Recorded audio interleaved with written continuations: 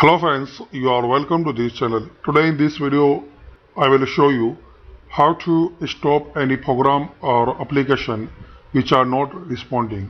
You can see I want to stop this application. I want to close this one, but it's not responding.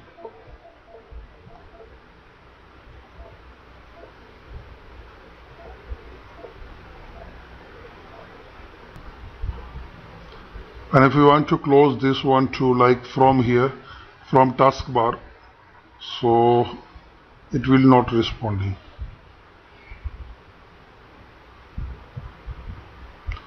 So simple method: press the Ctrl, Alt and Delete key on your keyboard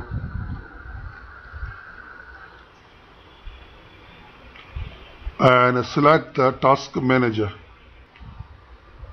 So in the task manager, select application or program which are not responding.